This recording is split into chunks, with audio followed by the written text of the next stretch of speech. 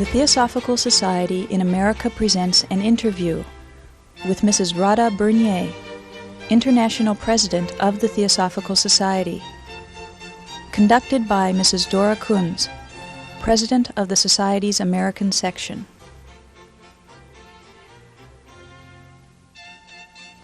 My first question is, do you think that the Society has achieved the first object, to form a nucleus of the universal brotherhood of humanity, without distinction of race, creed, sex, caste, or color? I think the Society has achieved a great deal, but I do not agree with those people who think that we need to have fresh objects because this object has been fully achieved. Obviously, it is not. There are many people now, I believe particularly those who are well educated and who are professionals, scientists, psychologists, ecologists, anthropologists and so on, who realize that the world has to be considered as one entity. And thinking of the world in terms of fragments, whether those fragments are regional, political, or racial or anything else, only leads to intensified problems in the world. Obviously, problems like pollution, the ecological imbalances which are part of the present day world, all these are created by thinking in terms of fragments. So there are many people who have this holistic view, and I think this attitude has been very much influenced by Theosophy and the work that the Theosophical Society has done. And surely these people who are the thoughtful men and women of the world will be those who will lead the world into its real future. But at the same time, there are the vast masses of people who act like masses always do. They don't think about most questions. They are led by those who offer them satisfactions, by the politicians. And the politicians have a vested interest in keeping the world divided. And we find the world is divided. In many places, hatred, suspicion and mutual fear is stimulated by interested parties, and so we find the world is broken into the east and the west, the north and the south. There are bitter wars between the Catholics and the Protestants, as in Ireland, between Muslims and Hindus on the Indian subcontinent. There is a tremendous chasm between the rich and the poor. There are people who enjoy extraordinary affluence while there are others who are in miserable poverty and degradation. And so we can't say that the Society has achieved its first object unless all these divisions are broken up and people really begin to share in every way. I think we have still to go on working for this. How do you think a large or a study center can study this object or this subject of brotherhood? I think obviously the individual lodge has to represent the Theosophical Society as a whole in its own locality, and it must be a center where people feel this sense of universality, and the studies and the discussions in the lodge should break down the sense of division in people. There are some who think that the nucleus of universal brotherhood, which is mentioned in the first object of the Society, implies that one must be brotherly with one's fellow members. But I think that's a very narrow interpretation. The nucleus must consist of people who have this forward-looking attitude, an attitude which will create a future in which there is the universal brotherhood of humanity, not just a comradeship between a certain group of people. And the Theosophical Society must be composed of persons who really feel the whole world is one, and who are willing to sacrifice their own interests for the sake of others. Madame Blavatsky said Theosophy is altruism, and it ought to be that. My second question is, what do you think are the implications of the third object of the society, which is to investigate the unexplained laws of nature, and what are the powers latent in man? It is very important for man to understand the laws of nature. Of course, now he understands many of the physical laws because science has advanced so much. And before people understood the laws which are commonly known now, they were afraid of so many things. There were so many superstitions. You know, even natural phenomena provoked a feeling of fear. They felt that mysterious things were happening around them, and that they may be attacked by black forces or by magic. So they resorted to witch doctors and so on.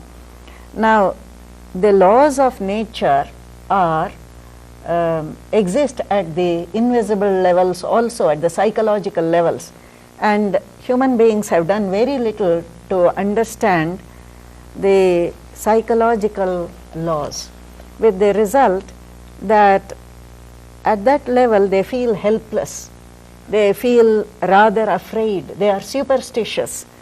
And I think the third object of the society implies the study of the universe as an expression of law at every level. If people understood the psychological laws, they wouldn't be afraid of the future, of death, of what might happen to them. There would be a possibility of taking their own lives into their hands and doing what is necessary to bring about happiness, peace, and those things which human beings really long for. Now, I think that it is important not only to understand the laws of nature, but to understand human nature. The third object of the society has been interpreted to mean the study of psychic phenomena. Of course, it is interesting and perhaps to some extent useful to study psychic phenomena, extrasensory perception and so on. I think a great deal of research has been done and is being done along these lines. But man is not a physical being, he is not a psychic being either. There are much greater depths in man. Essentially, he is a spiritual being. And to study the powers latent in man means understanding the constitution of man and realizing what is his essential nature, which is spiritual.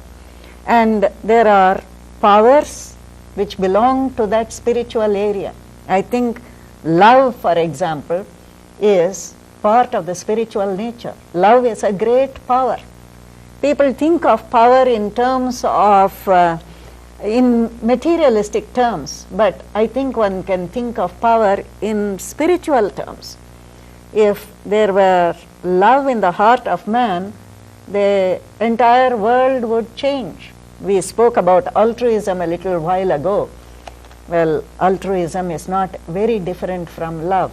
Perhaps love is a deeper meaning term. So, investigating the powers latent in man means digging deep into one's own nature, understanding what are the depths in the human being, and discovering the spiritual qualities which are within. the quality of truth, of love, of wisdom, and so on. And if that were undertaken, which is a form of yoga, which is the real meaning of yoga, I think it could lead man to find all that is really valuable, and which could make the relationship of man with everything else, with his fellow human beings, with nature itself, a totally different relationship, a beneficial one, not a confused one. What do you think the lodges can do? Particularly, you mentioned altruism. How can they do this study in the lodges or study centers? I think they have to study the practical implications of theosophical concepts.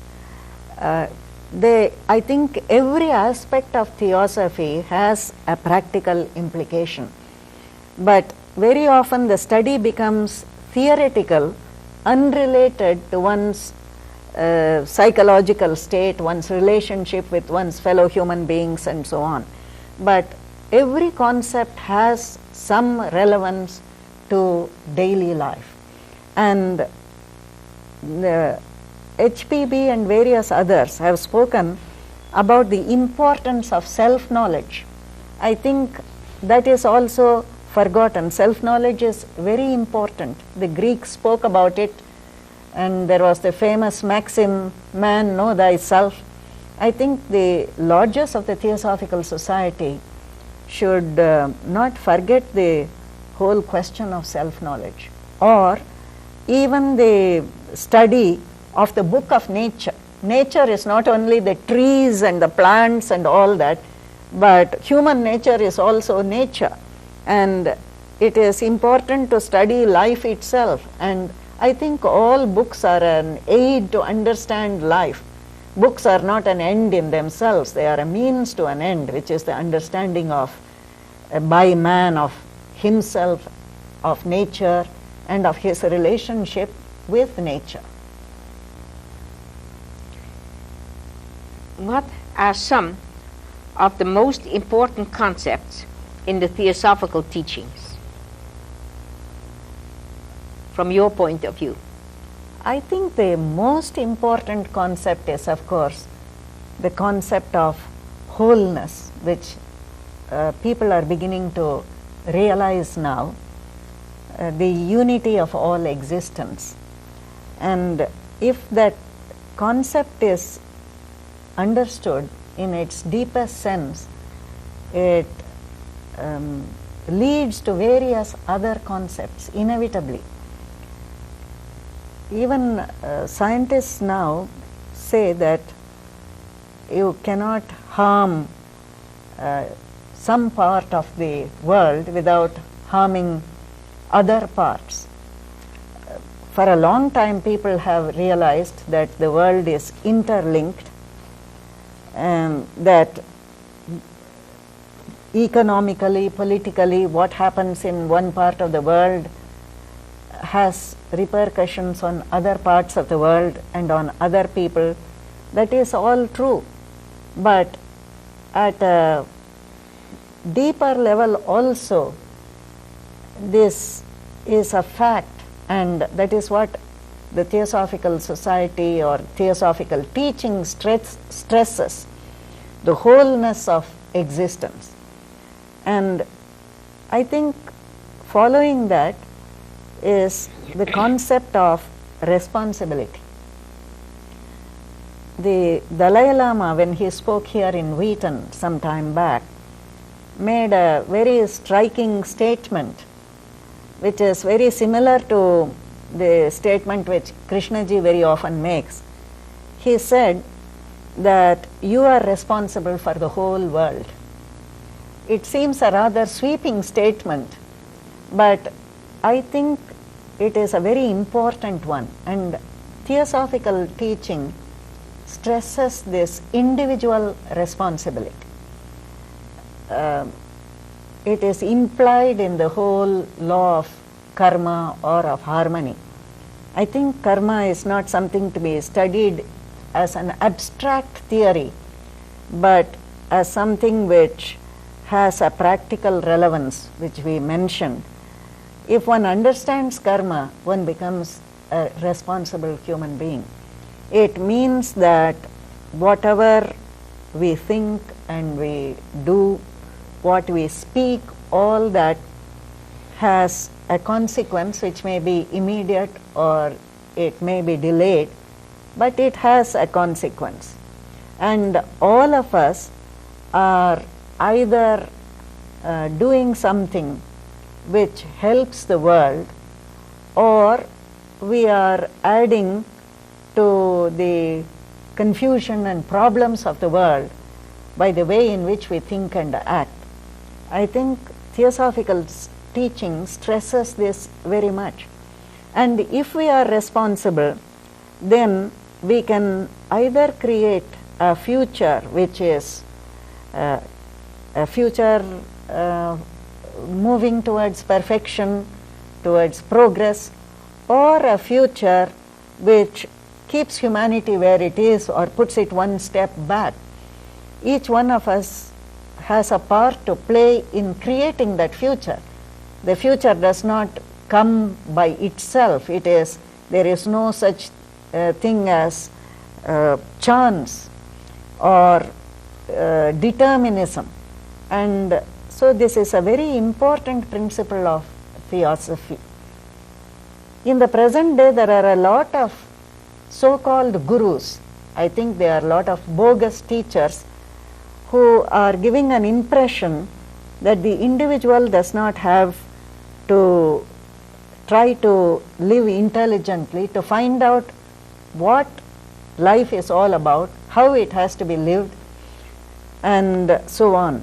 They create the superstition that following the guru or repeating a few things he says is all that is necessary. In other words, a state of blind obedience, blind living, and acceptance of somebody else's ideas, thoughts, the casting of responsibility on somebody else. Now, Theosophical teaching, I think, completely contradicts that. Responsibility cannot be put on somebody else, either for what goes wrong or for what brings one to the good. So one can't throw the responsibility on some teacher, some authority, some so-called master. In the Theosophical Society, I think the spirit of self-reliance has always been emphasized. Each one has to be the master of his own life and of his future. Of course, there are people who can help. There are various things which can help. This does not mean that one does not accept the benefit of other people's intelligence or their maturity or experience. But as has been said so many times, a teacher can point out the way, but he can't tread the path for another. And this has been the attitude which has been emphasized in the society. Therefore, the General Council of the Society has passed a resolution to say that there is no authority in the society. Nobody's words are the ultimate authority about truth. And I think that is very important in understanding, because if there is an authority and we merely accept what that authority says and repeat it, then it is not truth. It is a rejection of intelligence. If through using one's intelligence, through one's own exploration, meditation, study, one discovers something for oneself, one has assimilated the truth of something, then it is really truth. But if one is repeating, then it is just a dogma or tenet. And in the Theosophical Society, there are no dogmas, no beliefs which are to be repeated. I think this is fundamental to the society. Don't you think so? Yes, I think it's very important that each person can only grow by his own choices, which is putting it a different way from yours, because the only way to grow is to constantly be able to make choices and not to throw the responsibility of that on a guru's or anybody else's shoulders. Yes, or even on books. If we repeat what is written in books, whether they are by Madame Blavatsky or Annie Besant or anybody else, we are only repeating. Perhaps we can put the whole thing in another way, that the evolutionary process is an awakening of intelligence. You know, it has been said so often that as forms evolve through the evolutionary process, consciousness unfolds itself. Now, consciousness is intelligence, which means intelligence must blossom. Now, intelligence does not unfold when a person is blindly obeying or repeating. It takes place only when he looks into things for himself. He studies, he observes, he listens, he thinks, and finds out for himself. What he finds out may be what is said in the ancient books, in the theosophical books, but he finds it out for himself. I think this is very important. Then it becomes real. I think what you said, Radha, is very interesting. But the members often misinterpret the idea of mind because of what HPB says, mind is the slayer of the real. And I think your statements clarify this, because there is an intelligence greater than the mind. Yes, it can be misinterpreted. Of course, the personal mind slays the real. Well, I think one has to make a distinction between the personal mind and the mind which is widening into a state of universality. In ancient India, they made this distinction between the pure mind and the impure mind. The impure mind is the mind which is full of personal desires and ambitions, and when such desires exist, then it acts as a screen which prevents the perception of the real. But when those personal ambitions disappear, or gradually they are wiped away, and the mind is lifted to a different level, with universal level, then the mind becomes an instrument which begins to reflect the truth. And I think real intellect or intelligence is different from this kind of a personal mind. And I think one of the things that the study of theosophical teachings has to do is to make the mind awake to universal questions, to consider problems from an impersonal point of view. You know, every problem can be considered from 2 points of view. There is the pervading problem of suffering. Most people ignore the suffering of the world, but they give tremendous importance to any suffering which comes to themselves. Now, the same problem of suffering can be looked at from an impersonal, universal point of view. And I think when the mind becomes wider, breaks down its boundaries, then it's a very good instrument. And I think when you speak about intelligence, you mean the different quality of mind. We thank Radha for being willing to answer these questions, which should be of great interest to our lodges and members, because these videotapes, if they are successful, will be sent out to the lodges, and individual members can also borrow them. Thank you, Radha.